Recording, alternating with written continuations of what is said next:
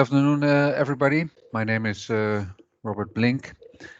I'm going to explain today more about ethics. What I'm going to do is to explain what is ethics and how can we use it. Um, First of all, the content. When we look at problems, decisions to be made, we can look at it in a commercial way, a legal way, and afterwards we can look at it in an ethical way, and that's the basic topic of this lecture. We're going to talk about the ethical perspective, and this, of course, has to do with values and norms. And at the end of the presentation, I will talk about several ethical visions, how to approach these ethical problems, and I will also give examples. So first of all, if we have a problem or if we have a decision to be made, we can look at it in a commercial perspective, legal perspective, and ethical perspective. The commercial one is really easy. Uh, when you look at something commercially, it's like how can we make the most profit out of it? What is making the most of money to us? The legal perspective, the question is it allowed? It's about the law. So if you have a problem, you first look at it legally, because if something is not allowed, then we don't have to look at it ethically, because it's not allowed, and then it's game over. You shouldn't do it. The ethical perspective is the main topic of this lecture, and I will explain it. First of all, what is ethical? When is a decision you make in an ethical manner a wise decision? Well, in the book it says, or in books it says, yeah, you should do the good things. But good is a difficult way to define issues, because what is good and what is bad, and then you can argue all the time this is good and this is bad. It's more easy to look at it in a human way. What is human and what is not human? If you take a decision and you wouldn't do this even to your dog or to other persons, of course, this is not human. If you say like this is not human, what is happening? If you look at, for example, Greece, with these refugees in these camps without electricity, cold weather, sleeping in tents, then you should ask yourself, is this human? And probably you would say this is not human. So ethically, this is you in nowadays. And in ethics, we also often use the words what should you do, what ought to be. These are the terms we're using, and then we're talking ethically. Um, I will next. Ethics is about values and norms. We have intrinsical norms, instrumental values, sorry, and the norms can be relational, professional, and public. I will first talk about the values. Values are it's like beliefs, opinions we have, and it's collective. We all believe in it, and this is how our society looks at it. Intrinsical means it comes from yourself. Honest value. We should be honest. We should be loyal. We should be respectful. Freedom is a value. Equality is a value. There are more values, but these are some values we use in our society, and we all agree about this, more or less. Honesty. You can hardly find a person who says, "No, honesty is not a value. We should be dishonest all the time." So these are common values we all have and makes society work. Intrinsical, because they come from yourself. We also have instrumental values, for example, health, because health leads to happiness. If you're a healthy person, then you're more probably also happy. Uh, and if, for example, not be or unhealthy behavior should lead to more happiness, then we should be more unhealthy and smoking all the time, etc., etc. So instrumental means leads to another goal. Now, the norms, norms are always related to values, and you can also explain norms by saying these are rules. If we look at honesty, probably your parents would have told you you shouldn't lie. Don't steal. That's not honest. If we look at respect, do not protest to the referee, for example. So norms are never, they don't exist in themselves. They're also always related to values and telling us how should we behave according to these values.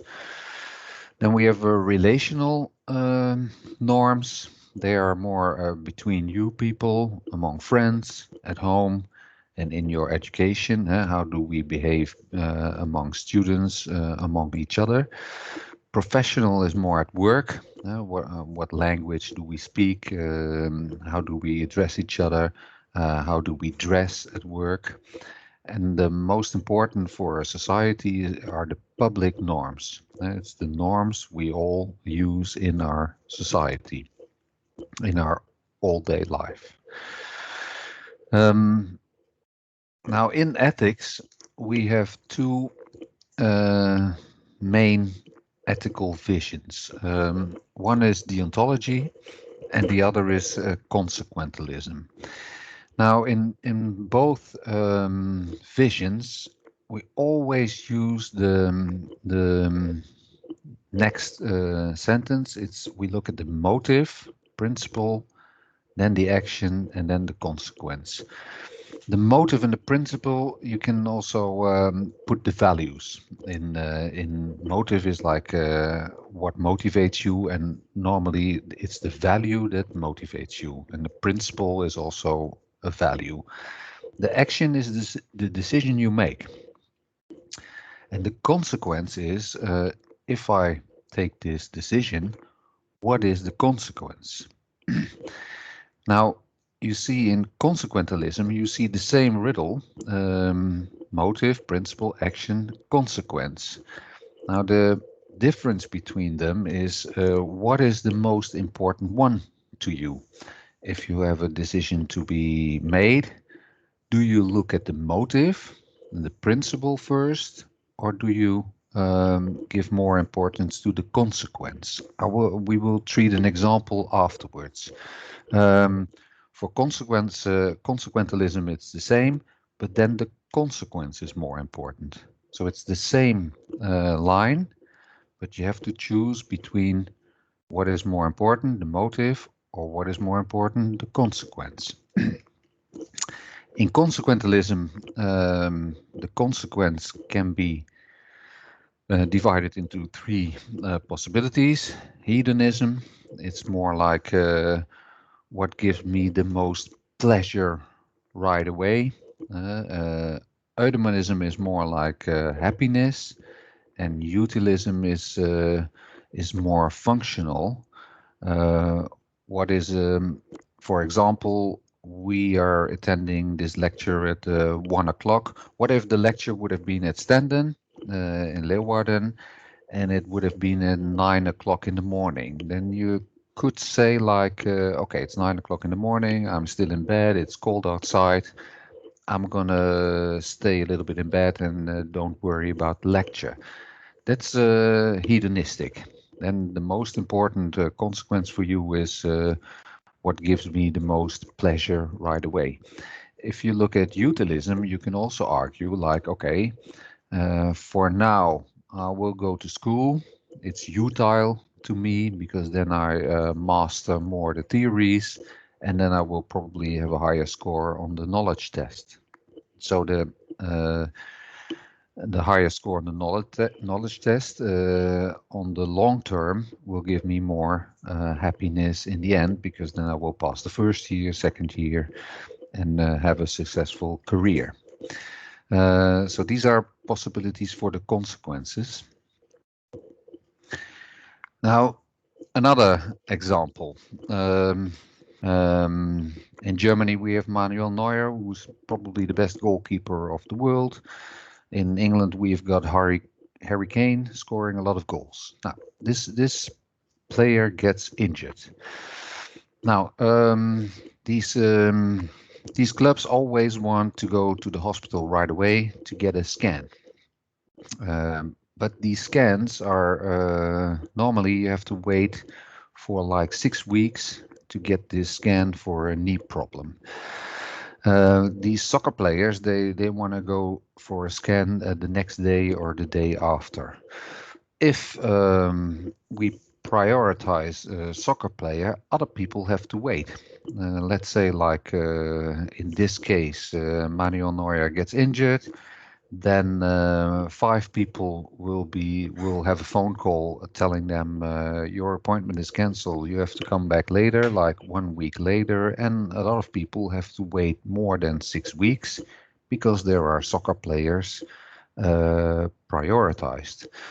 Now the question would be, what will you decide? Will you say like, okay, Manuel Neuer or Harry Kane goes first? Or will you say like, no, he has to wait like all the others?